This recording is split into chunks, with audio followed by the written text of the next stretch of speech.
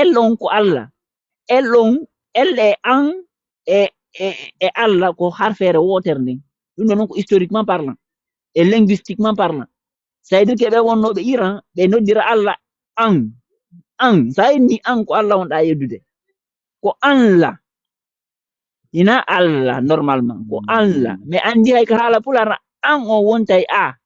sa inni a wi awɗum ɗo andi a on ɗon ko an artirte ko a on woni kadi alpha on ɓena l'alpha et l'oméga ko a on woni alkulal atigal ngal ko alpha be on ko alpha ɓe firi joni andi ka tawrata ɓe jiɓiti affaire on ɓenni wo boddindi ndi naatu ndi sowi sinni debbo on ko kayre debbo on yewtinde mbe yewdale adama ko adiɗo adama ko atum har na sakkitum on ko atum on andi ɓenni wo ko ɗon mo harfere atom nde yalti atom ko atum koɗo woni atum koɗo woni atum on koɗo woni ɗimmum on koɗo woni tammum on atum on koɗo woni atom faami ko atom ko atum on joni noon ɓenni wo ɗum ko andi no la divinité égyptienne tenaɗo atum koɗo woni atum on kadi noon koɗo wonno atum on égypte fuɗɗi ɗon joni adama ko atum kaka atum iwri c'est à dire ko kanko woni atum on ata ɗon en fait a faami joni noon ndi boddi ɓe faami kinno boddi ɗin nde jewde debbo mais en fait boddi ɗin e debbo ko neɗɗo goto on ko ɗum woni ka jantol men enen fulɓe ɓen nagara woni kikala woni no woni nagara woni camaba ko bolle noone yimɓe maɗum yimɓe noone bolle camaba ko boddidi koye jeɗɗi ko ɗum yahudi ɓen wayliti ƴetti moƴƴini inni wo o ngalpitila o ɗuma o sandelier maɓɓe hay harfere sandelier ni koye pular kadi sandelier ko harfere nen koye pular yaye taskito ɗum ndaaro c'est-à-dire que en fait ɓe eggi gande meɗen complètement e haala men kan complètement ɓe fempi hoore mum joni no ɓe haɓɓitiɓe mula en fiita piji ɗi yaltu andi ko ɗum waɗi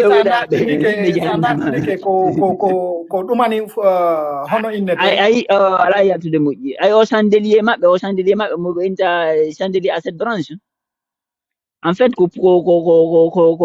camaba ko misal camaba andi camaba noon ko camaba ɗo wayno ilo ko ɗum woni Allah ilo e Allah andi ko ɗum sa ni jibrilu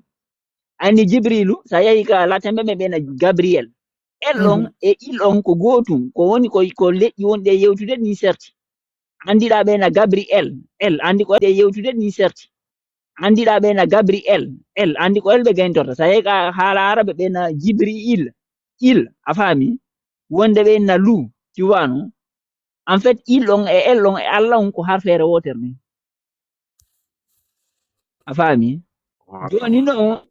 jimboddidi koye jeɗɗi ko ɗum woni ka jantol men camaba ko ndiɗo wonno o innetenoɗo ilo yele ɗi jaaƴe kanko wonnoɗo exactement on ilo noon ko inde Allah ilon andi ko ɗum en français ɓena il andi ɓena il ɓena ilon ko fi gorko ellon ko fi debbo mais en réalité ɗin ndi ko inde divinité goto kono ko ça dépend type de manifestation makko ça veut dire que hari tellen Liban Syrie ko el o innete sa ari tellen Iran ko an o innete sa yayi tellen honto de inte no ko tellen Liban Syrie on inteno il o inteno el mais donc ça dépend de en fait énergie mo ardi on ko en fait